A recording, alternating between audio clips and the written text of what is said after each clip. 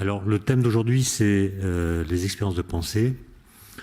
Évidemment, je vais surtout parler de la physique, mais il se trouve qu'il y a quelques années, 2 ans, je crois, j'avais assisté à un colloque sur les expériences de pensée qui était organisé à l'École normale supérieure, auquel participaient surtout des philosophes et des littéraires.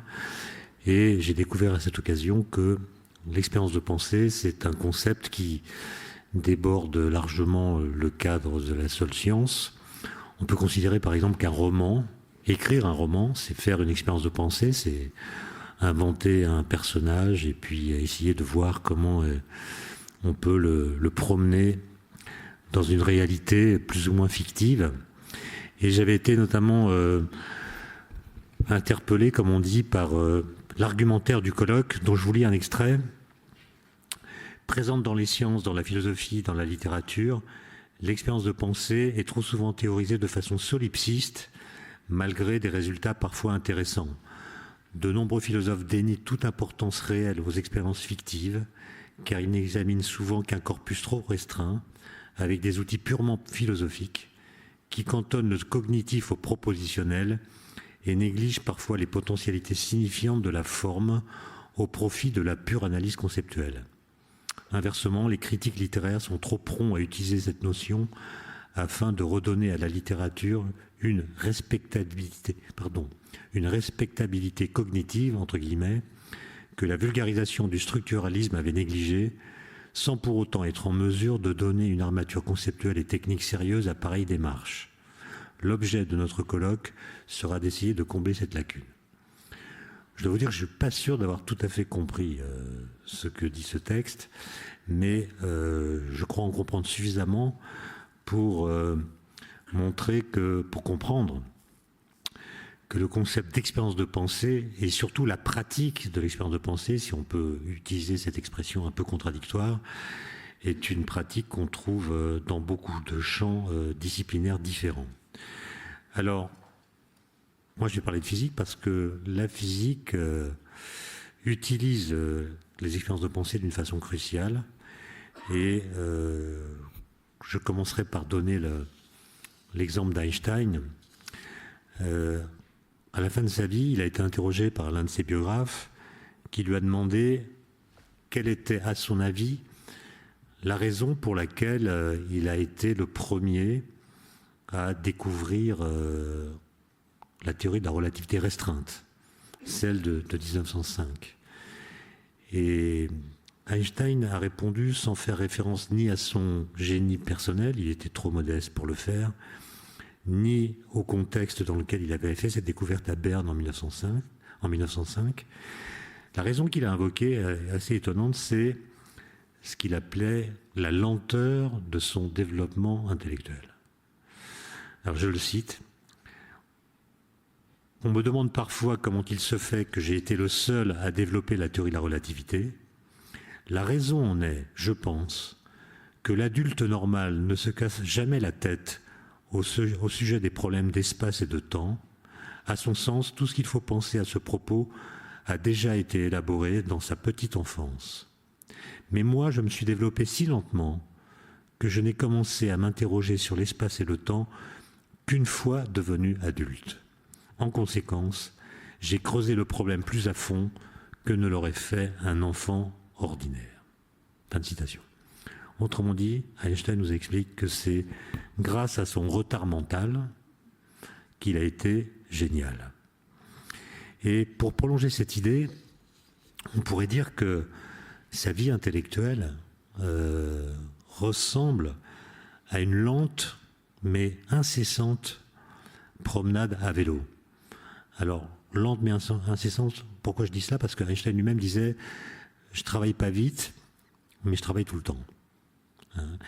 Et il procédait, dès son adolescence, par justement ce qu'on appelle des expériences de pensée, chacune agissant comme un coup de pédale qui lui permettait de faire progresser sa réflexion. Alors qu'est-ce que c'est qu'une expérience de pensée en physique?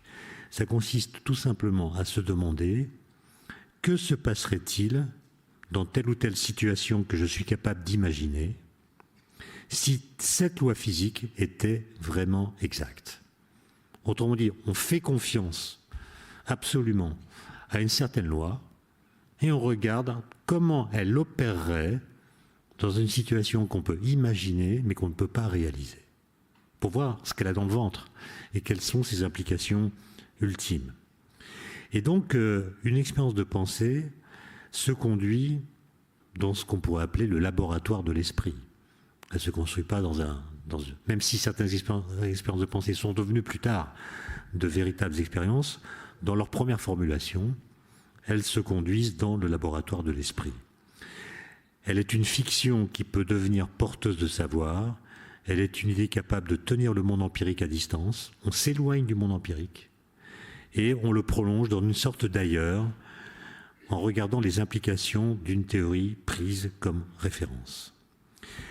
De telles expériences, dont je vais vous donner des exemples, qui associent l'imagination et la réflexion, suffisent parfois pour découvrir des lois de la nature.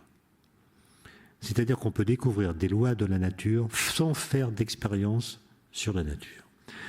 Est-ce que ça veut dire qu'un regard capable de cerner le vrai travaillerait au-dedans de nous et qu'il suffirait en somme de le solliciter? Un regard qui viendrait inquiéter ce que nous percevons jusqu'à le démentir parfois.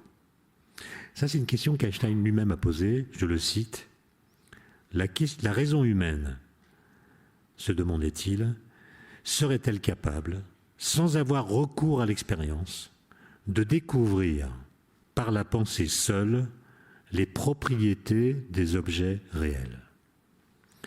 La pensée nous donnerait-elle les moyens de saisir les objets réels tels qu'ils sont en eux-mêmes, alors que l'observation directe ne les livre jamais qu'accompagnée d'une partie de nous-mêmes, par exemple de l'idée préconçue que nous en avons? Et donc la pensée pourrait nous libérer de certains biais que l'observation nous impose. Alors, pour faire un peu d'histoire, je voudrais quand même expliquer que sans doute y a-t-il eu des expériences de pensée inventées tout au long de l'histoire, par le biais de la fiction, mais celui qui a commencé à vraiment les utiliser de façon intense, c'est Galilée. J'ai pas eu le temps de vraiment le vérifier, mais il me semble que la première expérience de pensée de la physique moderne est celle qu'on trouve dans la bouche de Salviati. Salviati, c'est l'un des 3 personnages des discours concernant 2 sciences nouvelles rédigés par Galilée. Et voilà ce que dit Salviati à propos de la chute des corps. S'il est vrai qu'une grande pierre se meut, par exemple, avec 8 degrés de vitesse et une plus petite avec seulement 4 degrés, il s'ensuivra, si on attache ces 2 pierres, c'est là que commence l'expérience de pensée, si on attache ces 2 pierres, que l'ensemble se mouvra avec une vitesse inférieure à 8 degrés. Or, les 2 pierres, une fois réunies, forment une pierre plus grande que celle qui se mouvait avec 8 degrés de vitesse, et que la plus grande se meut par conséquent moins vite que la plus petite, ce qui va contre votre supposition. Vous voyez donc comment, si vous supposez qu'un mobile plus grave se meut plus vite qu'un mobile moins grave, j'en conclus de mon côté qu'un mobile plus grave se meut moins vite. Fin de citation. Et donc là, Galilée fait un truc absolument génial. Il démontre que si on suppose qu'un corps lourd tombe plus vite qu'un corps plus léger, c'est l'hypothèse de départ, c'est l'hypothèse à laquelle on croit à son époque, alors il invente une expérience de pensée qui montre que cette loi est absurde. Et l'expérience de pensée, ça consiste à associer 2 objets de masse différente, 2 pierres, une lourde, une moins lourde. On les relie par une ficelle.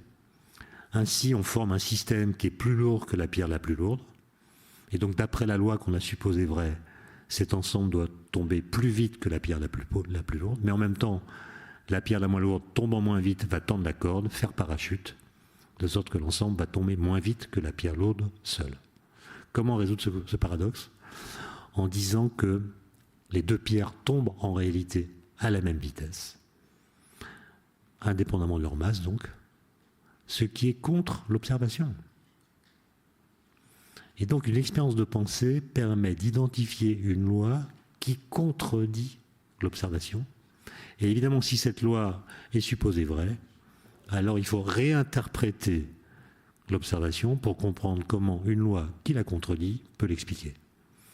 Et l'explication, c'est de dire qu'il y a la gravité qui fait tomber tous les corps à la même vitesse, et puis il y a d'autres forces, la résistance de l'air, la poussée d'Archimède, qui font qu'une pierre lourde va tomber dans l'atmosphère plus rapidement qu'une pierre plus légère, mais ce n'est pas la gravité qui est responsable de cette différence de vitesse entre des objets de masse différente.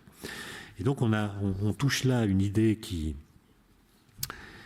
va devenir centrale et qui a été largement illustrée par le philosophe des sciences Alexandre Koyré, qui est que le pari de la physique moderne, qui commence avec Galilée, c'est qu'on peut expliquer le réel par l'impossible.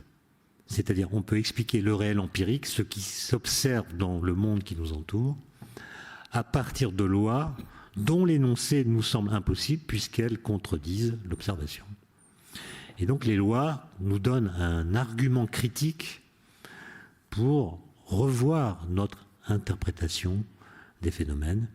Et ça, c'est une sorte de basculement par rapport à l'empirisme, consistant à dire que le réel parle de lui-même à partir de l'observation qu'on peut faire de lui.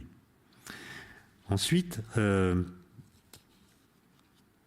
d'ailleurs, pour vous amuser, une petite anagramme, l'idée de Galilée, c'est que les lois de la chute des corps ne se devinent pas dans l'observation de corps qui tombent. Donc les lois physiques nous sont cachées par les phénomènes. Les lois qui expliquent les phénomènes sont cachées par les phénomènes. Et l'anagramme qui me fait sourire, c'est que, justement, l'anagramme de la chute des corps, c'est hors du spectacle. Donc la loi de la chute des corps est hors du spectacle de la chute des corps. Et pour la trouver, il ne faut pas faire d'expérience puisque toutes se font dans l'atmosphère. Et pour voir la vraie loi, il faut faire le vide. Or, du temps de Galilée, on ne savait pas faire le vide, on doutait même de son existence. Et donc, Galilée, pour trouver la loi, a dû faire une véritable expérience de pensée. Il en a fait une deuxième, enfin beaucoup d'autres, mais la seconde que je voudrais évoquer, c'est celle qui l'a conduit à ce qu'on appelle le principe de relativité. Le principe de relativité est un principe qui est à la base de la mécanique de Newton, mais qui a été en fait énoncé par Galilée aussi sous une forme un peu moins forte par Giordano Bruno. Mais je voudrais vous lire, ces quelques lignes, hein, le texte par lequel Galilée veut démontrer ce principe qui dit simplement que le mouvement est comme rien. C'est-à-dire, quand vous êtes en mouvement, à vitesse constante, tout se passe très exactement comme si vous n'étiez pas en mouvement. C'est ça que dit le principe de relativité, c'est que les lois ne changent pas quand on change de référentiel, et donc être dans tel référentiel ou dans tel autre est complètement indifférent pour ce qui est des lois physiques. C'est d'ailleurs ce qui permet que nous soyons en mouvement. Si les lois physiques dans un train étaient différentes de ce qu'elles sont à la gare, on ne pourrait pas prendre le train. Et donc, voilà ce qu'il dit. Il ne parle pas de train, il parle d'un bateau, évidemment. Supposez que vous vous enfermiez avec un ami dans la plus grande cabine sous le pont d'un grand navire et que vous emportiez avec vous des mouches, des papillons et d'autres petites bêtes qui volent. Quand le navire est immobile, observez-les soigneusement. Les petites bêtes qui volent vont à la même vitesse dans toutes les directions de la cabine. Quand vous aurez suffisamment observé cela, faites avancer le navire à la vitesse que vous voudrez. Pourvu que le mouvement soit uniforme, sans balancement dans un sens ou dans l'autre, vous ne remarquerez pas le moindre changement dans tous les phénomènes que je viens d'indiquer. Aucun d'entre eux ne vous permettra de savoir si le navire est en marche ou immobile. Les papillons ou les mouches continueront à voler indifféremment dans toutes les directions, et jamais vous ne les verrez se réfugier vers les parois du côté de la poupe, par exemple, comme s'ils étaient fatigués de suivre la course rapide du navire. Fin de citation. Autrement dit, le mouvement est comme rien. Quand vous êtes en mouvement et que vous ne voyez pas l'extérieur, vous n'avez aucun moyen physique de savoir si vous êtes immobile ou en déplacement. Je viens maintenant, ensuite beaucoup d'autres physiciens, Newton, Maxwell, Boltzmann, beaucoup d'autres vont faire des expériences de pensée pour faire avancer leur façon de théoriser la physique. Mais je vais surtout me concentrer sur Einstein, évidemment, parce que c'est quand même lui qui a eu l'usage le plus intensif et le plus révolutionnaire des expériences de pensée. Alors je vais passer sur l'année 1905, sur laquelle je reviendrai. Je vais passer sur l'adolescence d'Einstein, où il a formulé quelques expériences de pensée très intéressantes. Je vais tout de suite aller en 1907. En 1907, il est toujours à Berne. Il est à l'Office fédéral de la propriété intellectuelle. Et il n'a toujours pas trouvé de poste à l'université, malgré les 5 articles révolutionnaires de 1905 qui ont fait de cette année ce qu'on appelle l'année miraculeuse de la physique. Donc en 1907, un physicien allemand qui s'appelle Stark, Johannes Stark, avait demandé à Einstein d'écrire un article de synthèse sur la relativité restreinte.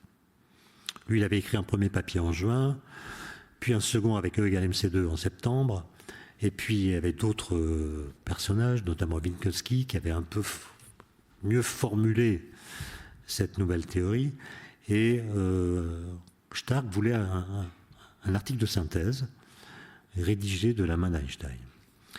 Et on sait que le processus de rédaction d'un article peut faire émerger des questions inédites. En couchant sur le papier ce qu'on sait et ce qu'on en pense, cela peut conduire à une forme de rationalisation de la pensée scientifique.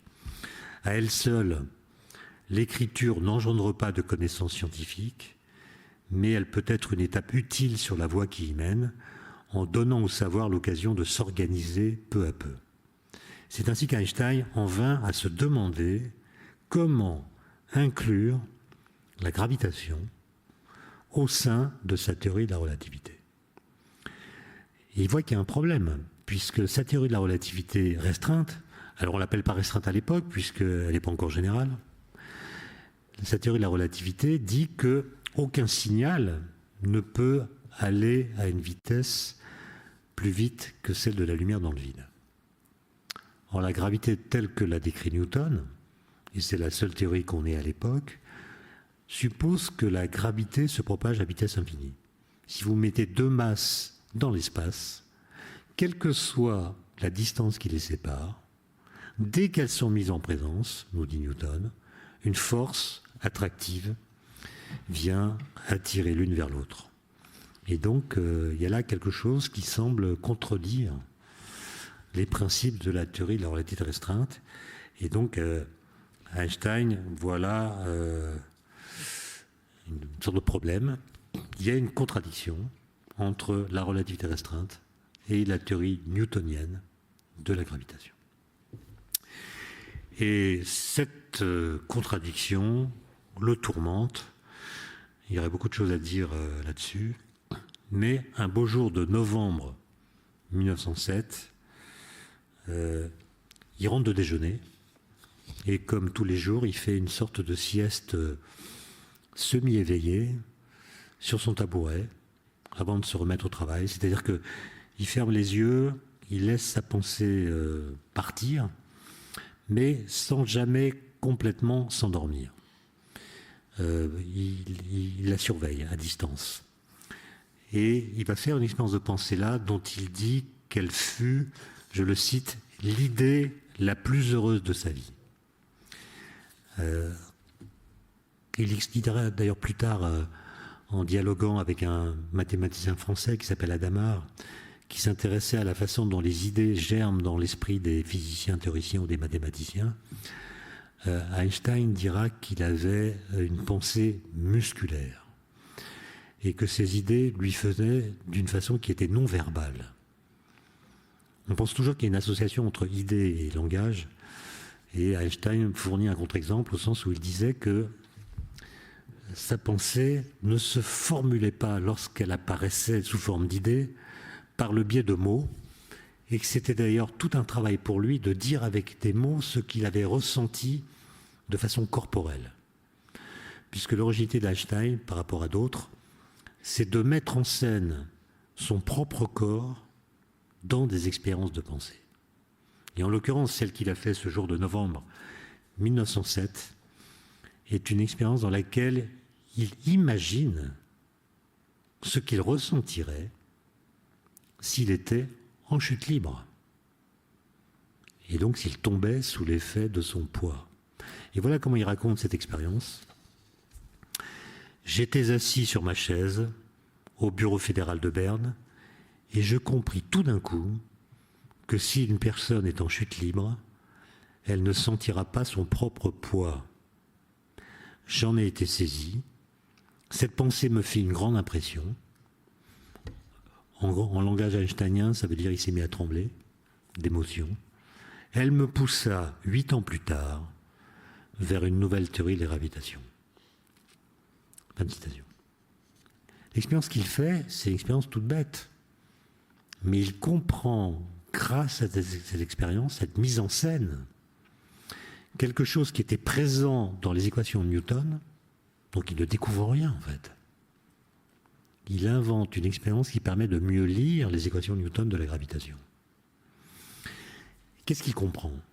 Que si vous tombez, c'est évidemment sous l'effet de votre poids. Donc le poids est la cause de votre chute.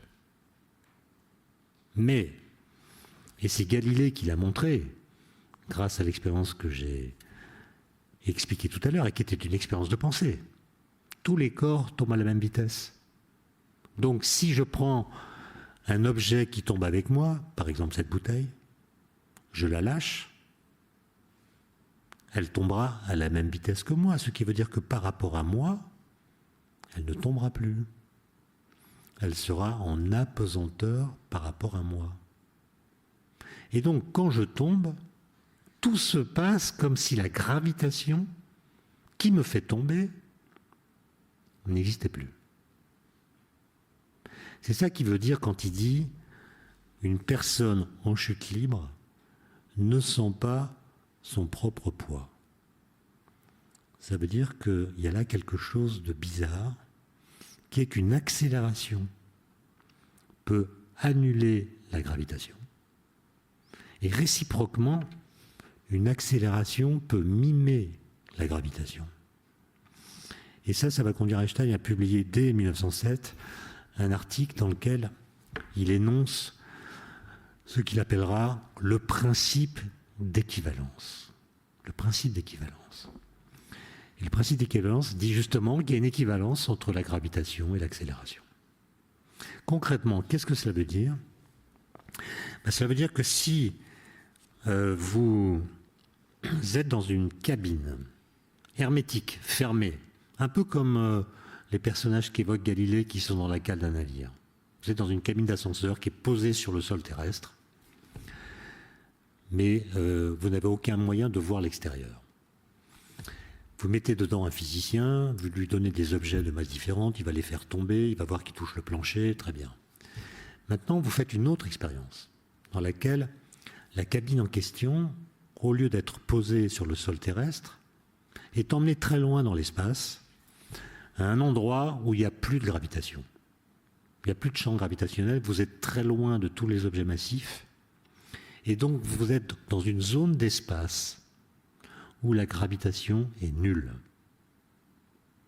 Mais vous allez doter cette cabine d'un petit réacteur qui va l'accélérer dans une certaine direction, avec une accélération égale à l'accélération de la pesanteur terrestre. Dedans, vous mettez un physicien, vous lui donnez des balles. Il va les voir aller, s'il les lâche, dans une certaine direction, qui correspondra à ce qu'on pourrait appeler le plancher, qui est en bas. Mais parler de bas, ça n'a aucun sens, puis il n'y a plus de gravitation, il n'y a pas de haut et de bas. Mais il y a quand même un endroit où les balles vont converger.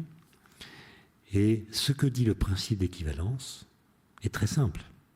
c'est tout simplement qu'il n'existe aucune expérience physique que puisse faire ce physicien qui lui permettrait de savoir s'il est dans la première situation, c'est-à-dire immobile sur le plancher des vaches dans le champ de gravité terrestre, ou bien dans la seconde situation, hors de toute gravité, mais dans une cabine qui a une accélération uniforme. Les deux situations sont équivalentes, puisque dans le deuxième cas, l'accélération qu'on donne à la cabine mime la gravité. Alors vous avez compris que le principe d'équivalence dont on parle là, c'est un principe qui ne vaut que localement. Parce que si la bouteille qui m'accompagne dans ma chute est très loin de moi, on est à Paris, la bouteille est à Nantes, j'ai le bras long, elle va tomber vers le centre de la Terre. Moi aussi. Mais nos trajectoires ne seront pas parallèles. Et donc, ce que je viens de dire n'est vrai que si la bouteille est proche de moi, auquel cas, sa trajectoire et la mienne sont parallèles. Bon. Et donc, ce principe d'équivalence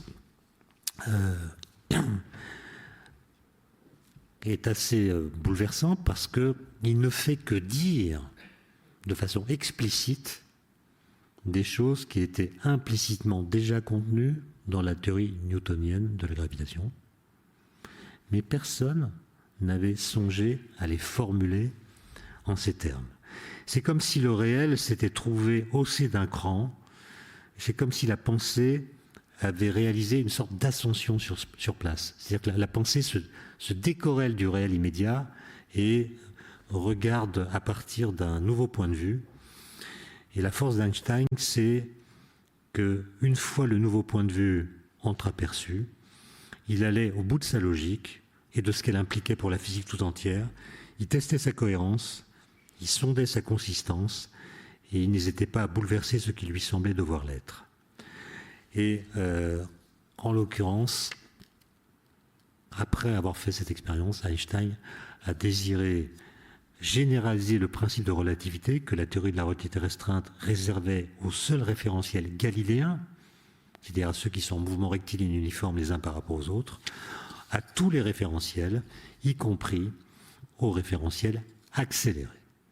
C'est pour ça qu'on parle de relativité générale. Générale, ça veut dire on généralise à tous les référentiels, même à ceux qui sont accélérés par rapport à un autre.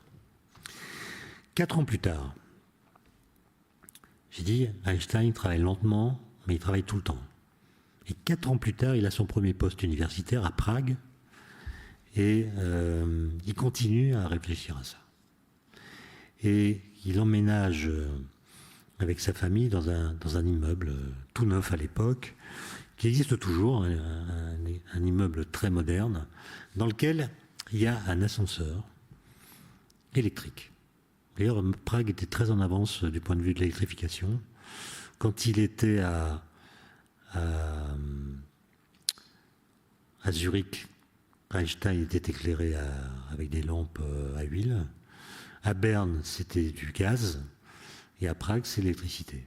Et tous les jours, il prenait cet ascenseur électrique. Ça a peut-être joué un rôle dans la façon qu'il a eu de continuer à inventer des expériences de pensée autour de la gravitation. Mais à Prague, il rédige en 1911 donc un article absolument génial dans lequel il refait une expérience de pensée dans son ascenseur. Et là, il imagine qu'il est dans la seconde situation que j'ai évoquée, c'est-à-dire il est en dehors de tout champ de gravitation, il est dans l'espace, accéléré par un petit réacteur, avec une accélération égale à l'accélération de la pesanteur. Il est debout dans cette cabine et il fait entrer par une des parois de la cabine un faisceau de lumière. Voilà, qui entre par ma gauche, par la droite pour vous. Comme la vitesse de la lumière n'est pas infinie, le temps que va mettre la lumière pour traverser la cabine n'est pas nul. Donc, la lumière va mettre un certain temps, pour parler comme Fernand Reynaud, pour traverser la cabine. Pendant ce temps, la cabine qui est accélérée par le réacteur va se déplacer. Donc, le point d'impact de la lumière à droite, sur la paroi de droite de l'ascenseur, ne sera pas en vis-à-vis du point d'entrée. Le point d'impact à droite sera plus bas pour l'observateur qui est dans la cabine que le point d'entrée. Qu'est-ce que verra en fait cet observateur? Il verra que la lumière a une trajectoire dans l'ascenseur qui est courbée. Elle est courbée évidemment par l'accélération de la cabine. Là-dessus, là encore, c'est pas une découverte. La courbure de la lumière, c'est un effet entièrement dû à l'accélération de la cabine. C'est un effet cinématique et qui n'a rien de mystérieux. Mais souvenez-vous du principe d'équivalence. C'est là qu'Einstein regarde la cohérence dont je parlais tout à l'heure, de toutes ces idées. On fait expérience de pensée, ça amène à une certaine conclusion, on regarde comment cette conclusion agit dans d'autres domaines et on ne lâche jamais le fil. Et si à la fin de l'opération, il faut faire la révolution, on l'a fait. Ce que dit Einstein, c'est tout simple. Le principe d'équivalence dit qu'il n'existe aucune expérience que le physicien qui est dans la cabine accélérée puisse faire, qui lui montrerait qu'il est dans cette cabine ou bien dans une cabine qui est posée immobile sur le sol terrestre.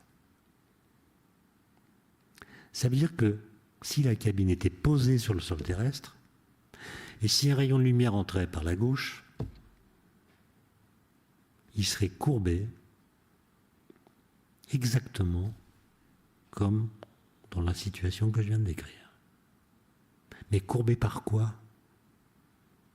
Pas par l'accélération, il n'y en a plus. Par la gravitation. Donc, la lumière est courbée par la gravitation. Alors même qu'elle a une masse nulle. C'est quand même assez radical. Et donc, vous voyez qu'il n'y a quasiment pas de calcul, c'est juste du raisonnement. Et Einstein se demande comment on pourrait vérifier ça. Évidemment, ce n'est pas avec un ascenseur qu'on pourra le faire. La vitesse de la lumière est trop grande pour qu'on puisse observer cet effet dans une cabine d'ascenseur. Et en discutant avec des astronomes, ils se rendent compte qu'il y a un bon moyen, c'est une éclipse totale du Soleil. Puisque, en temps normal, le Soleil nous aveugle. Donc il y a des étoiles fixes qui sont très loin. Si le Soleil est entre les étoiles fixes et nous, on est aveuglé, on ne peut pas les voir. Et donc la seule chose qu'on puisse faire, c'est profiter d'une éclipse totale du Soleil. Donc le Soleil, dans ces cas-là, ne nous aveugle plus. Et regarder quelle est la position des étoiles fixes quand il y a une éclipse. Je parle des étoiles fixes qui sont dans la direction du Soleil. Donc le Soleil crée de la gravitation. Si Einstein a raison, la lumière qui vient des étoiles fixes est déviée par la gravitation induite par le Soleil.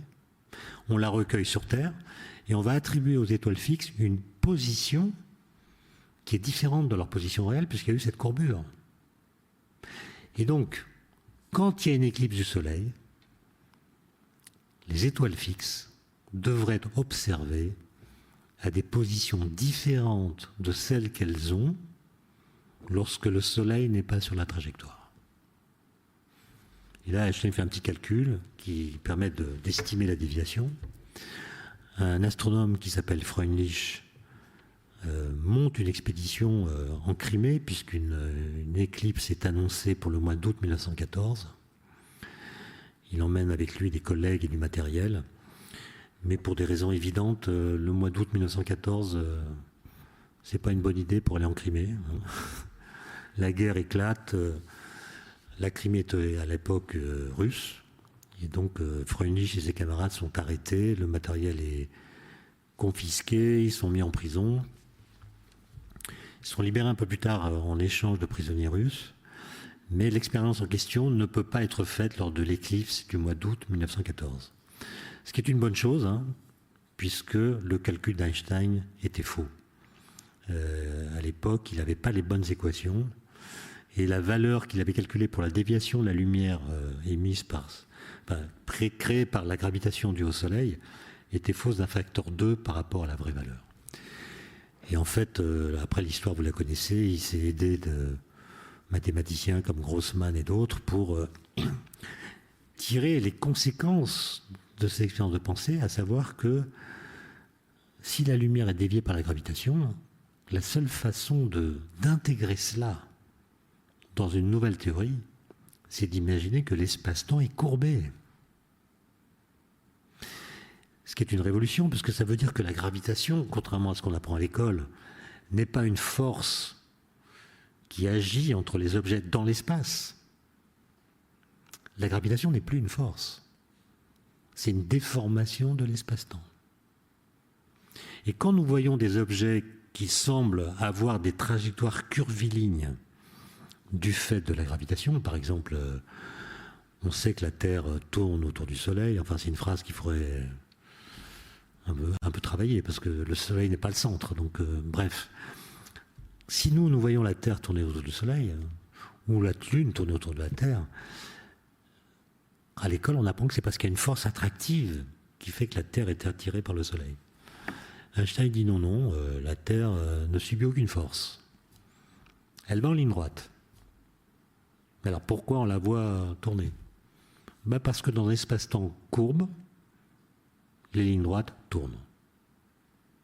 Et donc, c'est la courbure de l'espace-temps qui manifeste la gravité, et non plus une force qui s'exerce sur les objets. Et vous voyez que ça va extrêmement loin, ça, parce que, et là je reviens à Galilée. Galilée, il a énoncé, même si la formulation a été reprise par ailleurs, il a énoncé ce qu'on appelle le principe d'inertie, qui est un des 3 principes fondateurs de la mécanique, avec le principe de relativité et le principe d'égalité de l'action et de la réaction. Encore une fois, ce n'est pas Galilée qui l'énonce dans sa forme canonique, mais il y a quelques idées chez Galilée qui l'évoquent. Que dit le principe d'inertie ? À l'école, on apprend qu'il dit qu'un corps qui n'est soumis à aucune force a un mouvement rectiligne et uniforme. Rectiligne en ligne droite, uniforme, vitesse constante. Ce principe, qui l'a déjà vu en action ? Qui parmi nous a déjà vu un mouvement inertiel ? Personne. Absolument personne. Tous les mouvements que nous observons s'amortissent. Si vous cessez de pédaler, votre vélo s'arrête. Si vous cessez d'appuyer sur l'accélérateur de votre voiture, elle s'arrête. Autrement dit, dans la vie courante, pour qu'un mouvement ait lieu, pour qu'un corps se déplace, il faut qu'il soit mu par quelque chose. Galilée dit non, s'il n'y a pas de force, le mouvement continue indéfiniment. Ça, c'est une situation qu'on n'a jamais vue. Alors du temps Newton, on pouvait se dire, mais finalement, quand on va très loin dans l'espace, il doit y avoir des zones où il n'y a plus de gravité, et donc les objets, là-bas, ne subissent aucune force, et donc vivent un mouvement inertiel. Mais à partir du moment où vous savez qu'il y a de la masse partout, qu'il y a de la matière partout, vous devez en déduire qu'il y a de la gravité partout. Mais s'il y a de la gravité partout, il n'existe aucun endroit dans l'univers où les corps ne subissent pas la force de gravitation. Donc, il n'existe aucun endroit dans l'univers où le principe d'inertie soit actuel, c'est-à-dire ne soit pas faussé, entre guillemets, ou rendu invisible par le fait que des forces agissent sur les objets. Et là, il y a une remarque absolument incroyable d'Einstein qui dit, constatant ce que je viens de dire, soit on accepte de construire la physique sur du sable, c'est-à-dire sur un principe qui n'est directement vérifiable nulle part. Soit on démontre que la gravitation n'est pas une force. Et c'est ce qu'il a fait. La théorie de la relativité générale démontre que la gravitation n'est pas une force. Et donc un objet qui subit la gravitation ne subit pas de force. Et donc le principe d'inertie, grâce au principe d'équivalence, peut être réincorporé dans un modèle qui permet d'échapper à cette sorte de gêne qu'Einstein avait lui-même formulée. Pour la suite de l'histoire, je pense que vous la connaissez. Einstein publie ses équations, les bonnes cette fois, en novembre 1915 à Berlin. Quelques temps plus tard, il calcule le péril de Mercure et voit que le petit écart qu'on observait par rapport au calcul newtonien est expliqué par sa théorie. Il prévoit les ondes gravitationnelles en 1916, qui sont détectées pour la première fois il y a quelques mois, en 2016, exactement comme on avait calculé qu'elles devaient être, les ondes gravitationnelles produites par la fusion de deux trous noirs. Et en 1919, Eddington, un astronome britannique qui n'aimait pas la guerre, il était pacifiste, s'est empressé de vouloir montrer que lui, l'anglais, allait démontrer que la théorie d'un Allemand, Einstein, était la bonne théorie et allait mettre à bas la théorie de Newton qui était pourtant britannique. Et en 1919, il y a eu une éclipse totale du Soleil qui était visible dans l'hémisphère sud. Il a monté 2 expéditions. Et par chance, pendant l'éclipse, alors que le temps était très mauvais, pendant 20 minutes, il a pu prendre quelques clichés, voir la position des étoiles fixes dans la direction du Soleil et vérifier qu'elles étaient décalées par rapport à la position qu'elles ont lorsque le Soleil n'est pas sur la trajectoire. Et bon, il y avait des incertitudes qui étaient quand même assez grandes, mais bon. Le fait que la lumière est déviée par la gravitation était démontré. Et Einstein a fait la une de tous les journaux, sauf en France, puisqu'il y avait grève de la presse, mais tout le monde a compris qu'il s'est passé là du nouveau.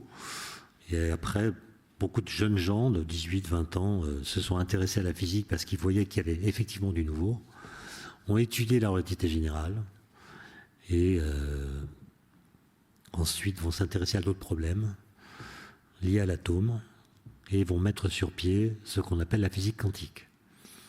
À mon avis, c'est l'explication du fait que tous les pères fondateurs de la physique quantique ont été des jeunes gens qui avaient le même âge. Ils sont nés tous entre 1900 et 1904. Pensez à Pauli, Dirac, Fermi, Heisenberg et quelques autres. C'est des gens qui sont venus à la physique théorique parce que alors qu'ils étaient en terminale ou au lycée, ils ont entendu parler de tout ça et ils se sont orientés vers la physique théorique parce que c'était une nouveauté par rapport à l'avant-guerre. Et les gens voulaient de la nouveauté puisque l'avant-guerre avait engendré la guerre, la barbarie. Et donc il fallait poursuivre l'histoire en s'agrippant à de nouveaux modèles, à de nouvelles théories. Et c'est sans doute cette expérience qui a servi de déclencheur à leur vocation. Et pour finir, et pour continuer sur Einstein, je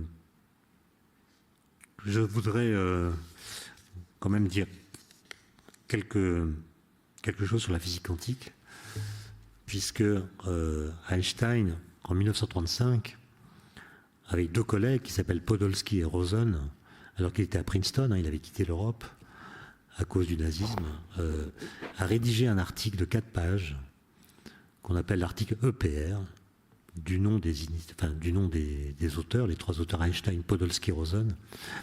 C'est un papier extraordinaire parce que d'abord il est très court, d'autre part il ne contient aucune référence, et ironie de l'histoire, il est le papier le plus souvent cité de l'histoire de la physique. Et c'est une expérience de pensée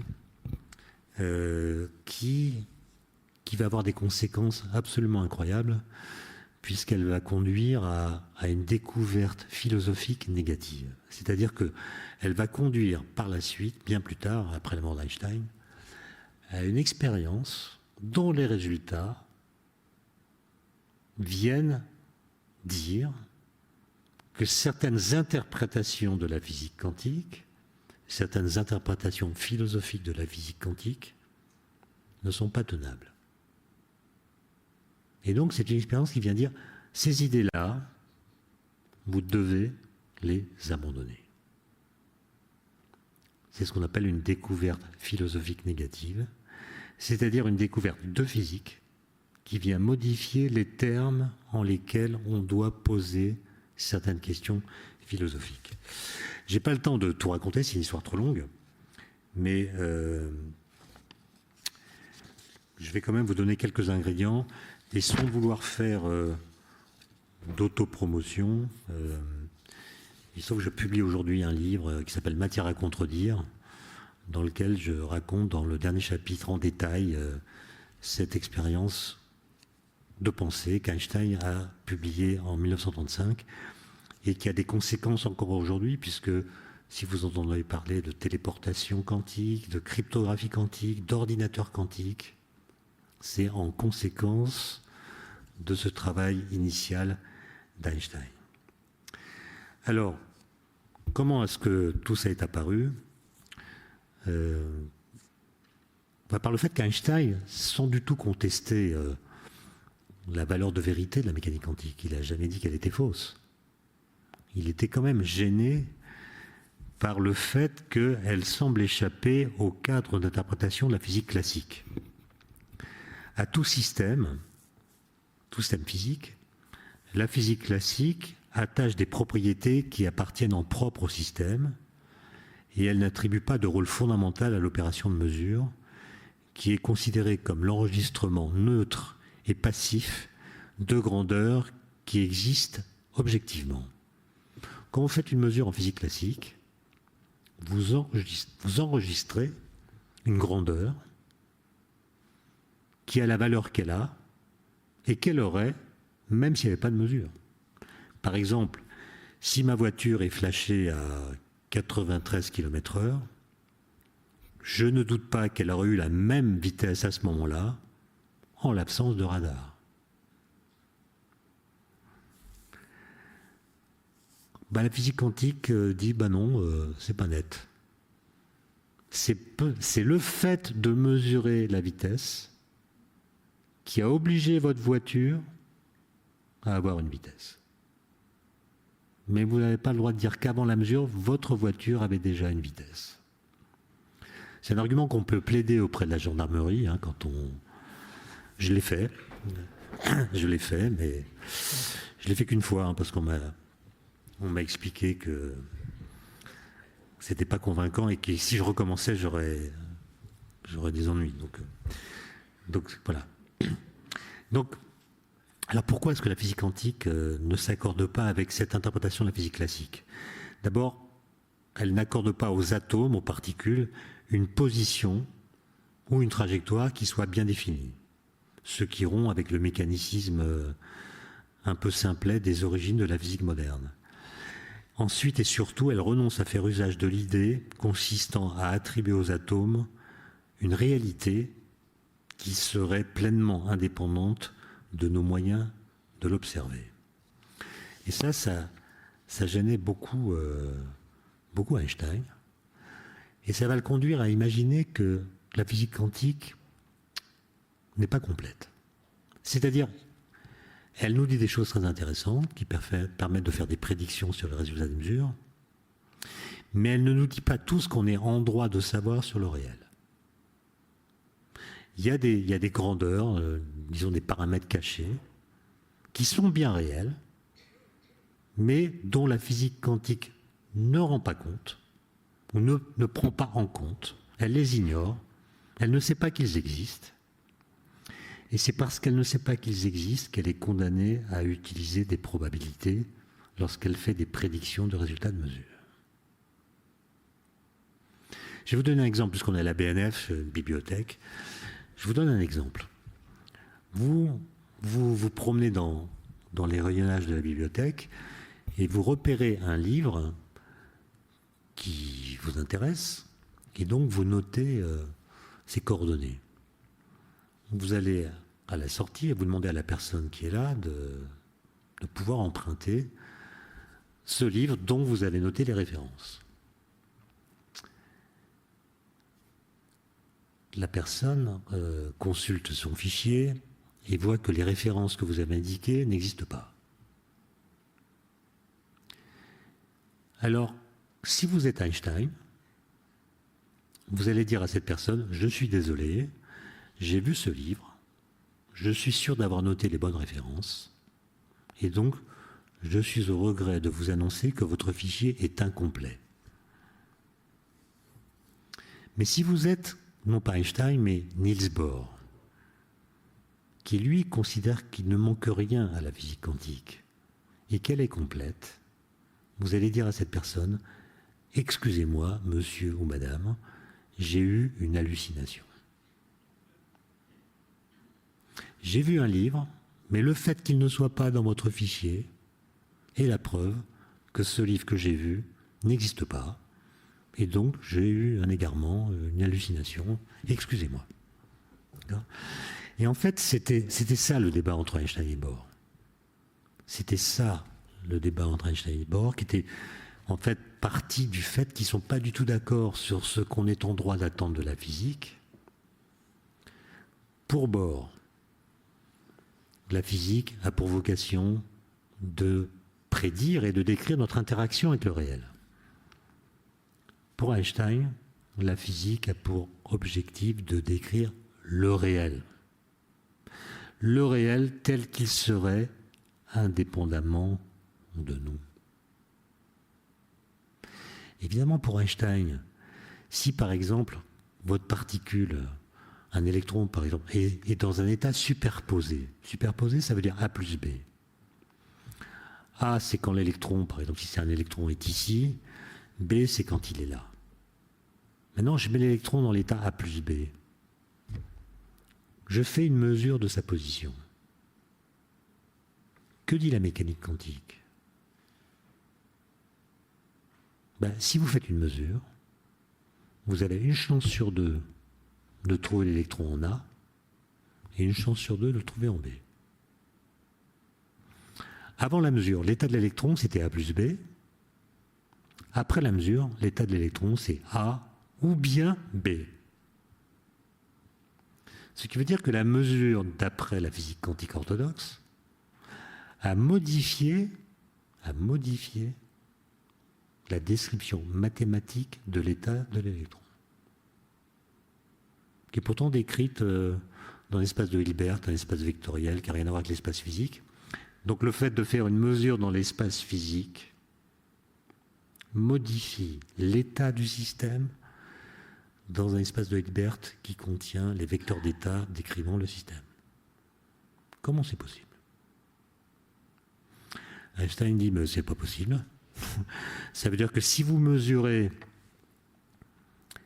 l'électron en position A,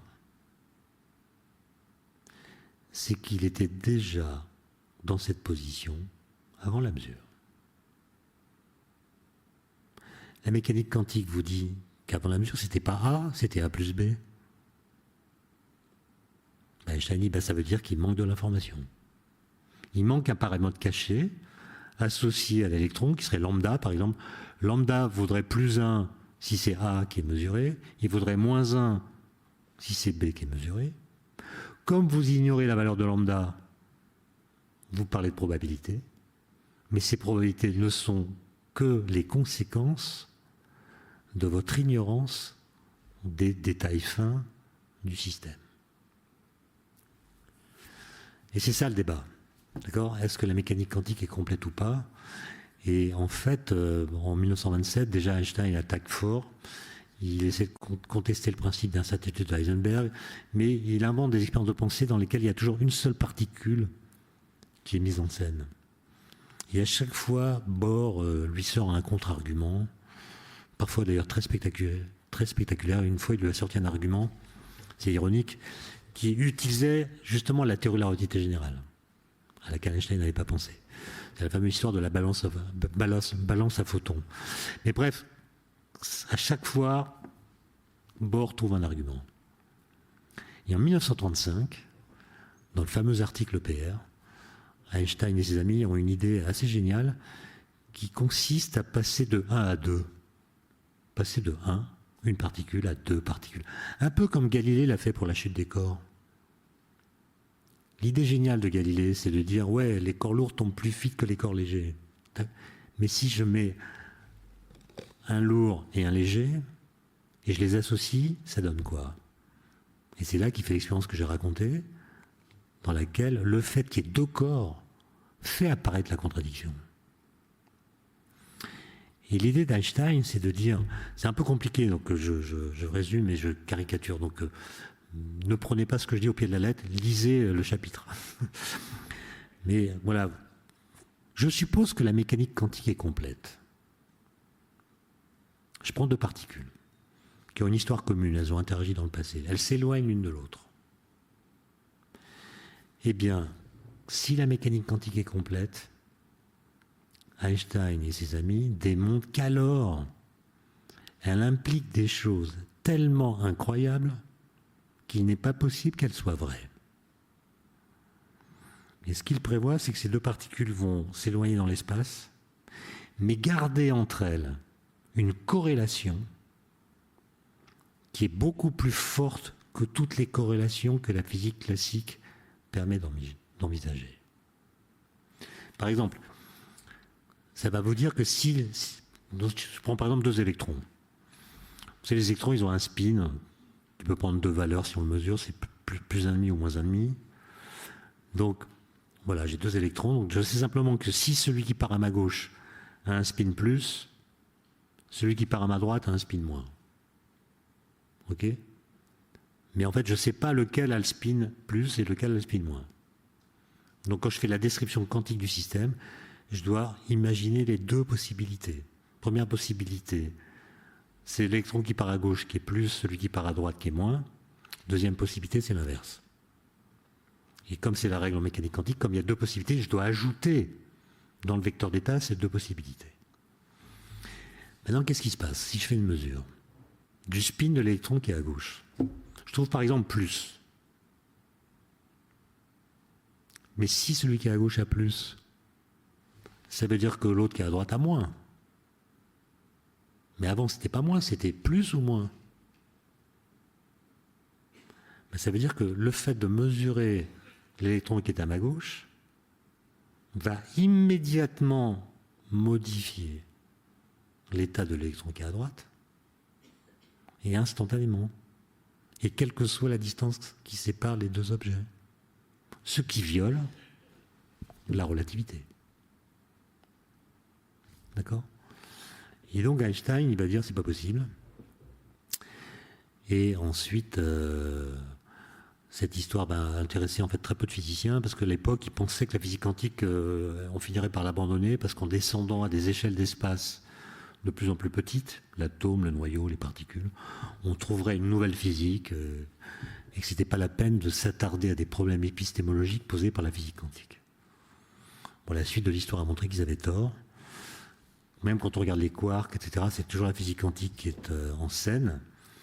Et en 1964, un physicien irlandais qui s'appelle John Bell, qui travaillait au CERN, a repris cette affaire en main. Einstein était mort, Bohr aussi. Et il a montré un article lui aussi génial, absolument fabuleux, que les points de vue d'Einstein et de Bohr, qui normalement n'avaient pas d'incidence sur la façon de faire de la physique, simplement avaient une incidence métaphysique. En fait, on peut imaginer des expériences dans lesquelles, selon qu'on croit que la physique quantique est complète, ou selon qu'on croit qu'elle ne l'est pas, les résultats des mesures seront différents. Et quelques temps plus tard, une vingtaine d'années plus tard, quand les lasers ont commencé d'être opérationnels, un jeune physicien français qui s'appelle Alain Aspect, qui faisait sa thèse, a fait une expérience à l'Institut d'optique qui a tranché la question d'une façon qui par la suite n'a cessé d'être confirmée par d'autres expériences. Et ça a montré que vous ne pouvez plus, à cause des résultats de cette expérience, espérer interpréter la physique quantique en lui ajoutant ce qu'on appelle des variables cachées locales. Vous n'avez pas le droit d'imaginer que l'électron, dans les deux électrons, ils emportent avec eux leurs propriétés mesurées. Il y a ce qu'on appelle une non-séparabilité, une non-localité, qui fait que le système en question ne peut pas être pensé comme séparable, au sens où on pourrait dire il y a l'électron 1 qui vit sa vie, l'électron 2 qui vit sa vie. En fait, ils sont corrélés, intriqués, c'est le terme, beaucoup plus fortement que le ferait une intrication classique, puisqu'une intrication classique, elle serait portée par l'échange d'une information entre les deux. Et là, on vous dit non, il n'y a pas d'échange d'informations. C'est juste un seul et même système qui n'est pas séparable par la pensée. D'accord ? Et ça, c'est quand même, comme je l'appelais, sans doute la découverte philosophique négative la plus importante du XXe siècle. C'est un débat extraordinaire, tranché par une expérience. Et aujourd'hui, la prise en compte des résultats de cette expérience, ce qu'on appelle la non-séparabilité, a des applications technologiques, qui sont celles que j'ai citées tout à l'heure. Et d'une façon générale, on parle d'information quantique, de façon à tenir compte des résultats de cette expérience, qui est le lointain écho d'une expérience de pensée faite par Einstein en 1935. Bon, pour ma conclusion, elle sera assez évidente. C'est que les expériences de pensée, c'est évidemment très utile, c'est même essentiel. Si on n'avait pas pu les faire, on n'aurait pas trouvé des lois physiques, en tout cas celles de la physique moderne. Et ça pose évidemment une question qui sera l'objet de ma conférence de la semaine prochaine, c'est est-ce que c'est encore vrai aujourd'hui? Est-ce qu'avec l'arrivée du big data, avec cette idée que le réel va parler au travers des nombres et des données qu'il nous envoie, est-ce que des logiciels plus ou moins intelligents ne pourraient pas faire parler le réel mieux que les lois physiques qui ont été conçues et inventées grâce à des expériences de pensée? Autrement dit, la question qui est posée, c'est est-ce que le geste théorique accompli par Galilée, poursuivi par les autres, notamment par Einstein, aurait aujourd'hui une fécondité équivalente, ou est-ce qu'il faut s'en tenir aux données, faire parler les données, et finalement ne plus faire trop de spéculation à propos du réel, avec l'espoir qu'il pourra se donner intégralement et plus précisément à nous par le biais des grandeurs que nous pouvons acquérir sur lui. Voilà, je vous remercie pour votre attention et je vous remercie, enfin, c'est pas que je vous remercie, je vous souhaite bon courage pour rentrer chez vous.